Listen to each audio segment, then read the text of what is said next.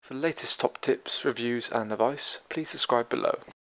Hello and welcome to Attwoolls Outdoors with me, Mike. Today I'm going to give you guys a bit of a review video on a product from Kampa. So this here is the Kampa Cross Air. So the Kampa Cross Air has been in the range second year now, and it kind of carries on into 2021 with a few tweaks here or there. So what kind of Kampa really tried to do with their sort of kind of driveway awning collection in many ways is create something that is kind of keener on price point. So to do that, what they've done is almost strip back on a few features here and there, again, just to make sure that price point is almost ultra competitive, and again, trying to make it almost better value for money in many ways. So across the whole range, what we now see is we now see a 68 denier material, so it's still waterproof, but it's kind of, you know, still durable, and that's kind of thing. They want something to be a more competitive price point without compromising on quality, and that's pretty much what you get. So the Cross is basically the same as it was in 2020, but we've got sort of a, like I said, a 68 denier material. We've still got the ability of this really nice canopy at the front to have almost like a sheltered area into the main sort of part of the awning. And the way I always see about the Cross is it's almost basically a gazebo designed to fit onto a van. Now, in terms of its connection points, it's going to be exactly the same as it was previously. So you've got a 6mm beading pre-sewn onto it, so you can feed it directly into a rail. Preferably, you probably go into a fixing kit. So you have a fixing kit, and then you can go into a wind-out awning or a normal reamer rail. So you can attach it on via rail. You can even just take some guide points over the top of the van, peg it on the other side of the van if you wanted to.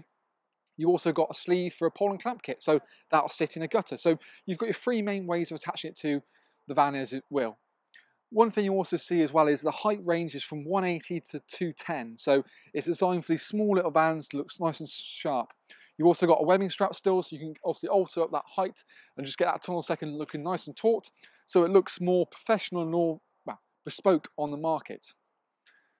Again, the nice thing about this is the fact that you can, the two side panels on the Cross in sort of gazebo fashion can be completely removed, and it means that you can roll the front panel back as well and roll it all back, so it is almost like this hub that you can then attach onto the awning itself. When the weather turns, you zip the panels on and you're good to go. Beautiful big crystal clear windows on the side, on both sides as well, and then you've got privacy curtains. Now this year the privacy curtains are toggle up rather than zip up. Again, you get at the same level of privacy, but it keeps the price point down. You've got extra zip pullers as well, with a little Kampa logo on it, so the fine little details are still there, and it means you can create almost like a little veranda kind of style. So you can fold that over, like so. It's nice and neat. You've got airflow coming through, haven't got the dogs and things escaping as well.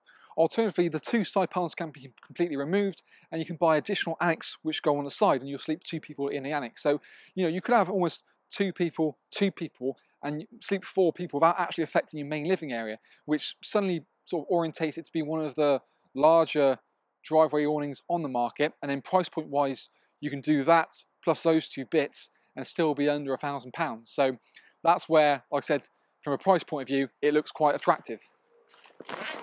Once you remove the side panels as well, you still benefit from the fact that you can actually have a little lip that goes down and up. So same with the front doors, I'll show you here.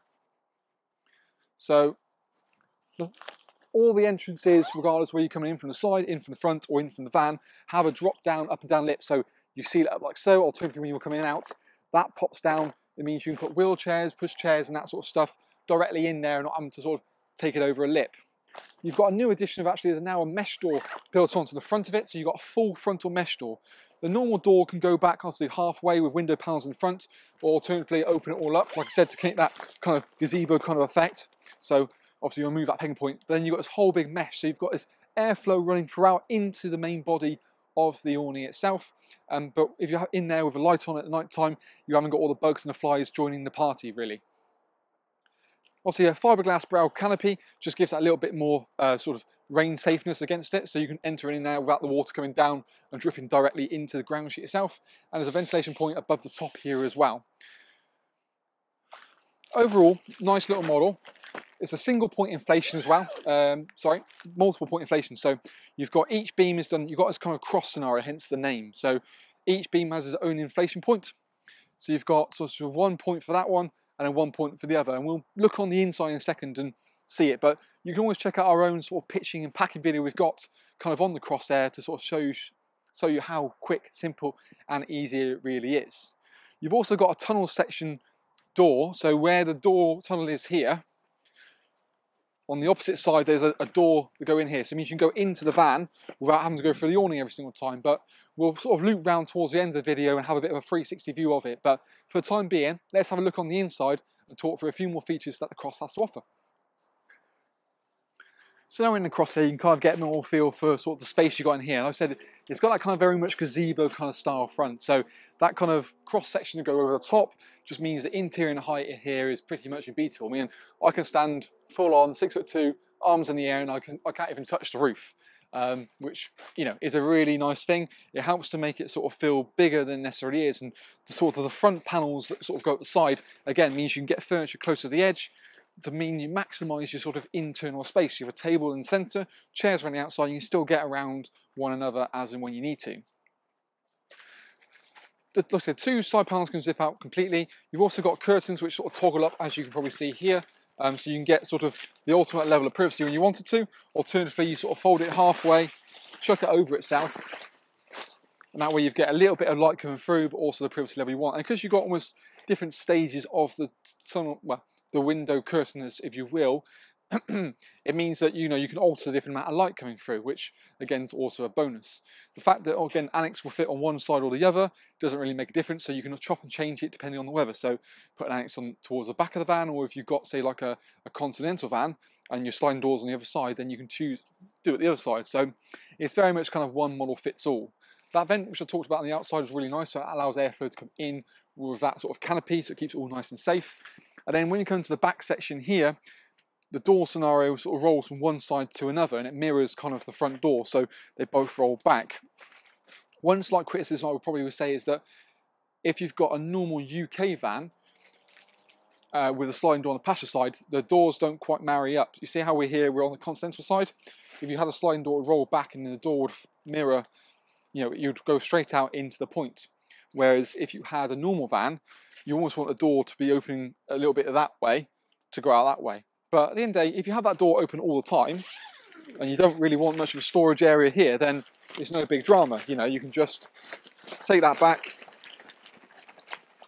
open that fully up. You then got direct access to all of the van. The sliding door can sort of come back in here. You've got an entranceway directly in, and then this lip here can go down. So you've got that sort of kind of peg out down the course, and yet your seamless entrance in and out. So again, no trip hazards itself. And with the tunnel section, because you've got this kind of dome style, again, height-wise in here works really nicely. You've got a ventilation point along the top, so you can can have that airflow running throughout everywhere. And again, you've got little Velcro, little cords, so when you want to roll that tunnel back, it sits really nice and smartly against the cross awning itself. And there's no reason why you couldn't really use something like this as a gazebo, and then when, you know, for kids' school days, you know, sports days, sporting events in general, in the garden, the ground sheet itself can toggle in and toggle out. So it kind of toggles in the four corners. It then overlaps like a lip. So when you want to remove it, you've just got the grassy area there. So when you want to clean the bottom of that, you remove that, clean the bottom, you're good to go. You can buy a footprint, which I would probably recommend, just to protect that ground sheet itself, and then means it's an extra protective layer against stones, rocks and pegs and so forth. So works quite nicely. You've also got this kind of triangular formation on the kind of the tunnel section, so it allows you to get a better seal to the van itself, and then you've got adjustment straps on the inside. In fact, let's get the camera and have a bit more of a look.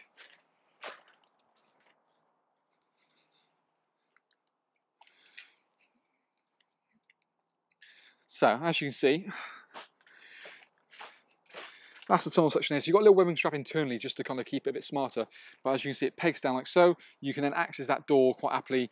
And again, it's going to face the same way as the van faces with the normal version.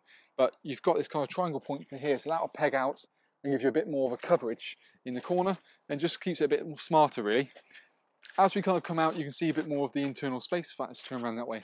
Give you a bit more of an idea. So when you're looking from the van side of things, you're in the van here and you've got sort of great sort of vision out through the windows there.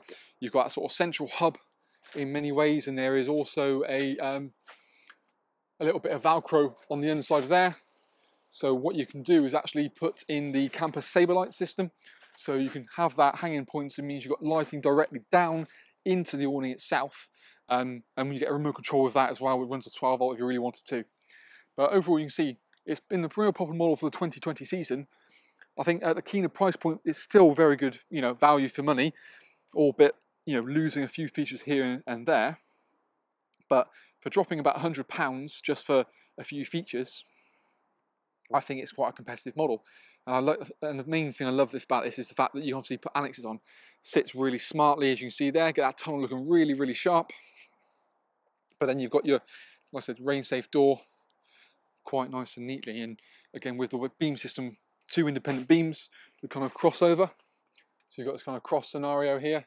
But it's all been designed for that. And with a year in the market, it's been very much tried and tested. And again, the response we've had and the sheer amount of people have been looking for this model. I mean, if you've seen for sort of the 2020 season, most retailers were sold out of it by, you know, end of summer really.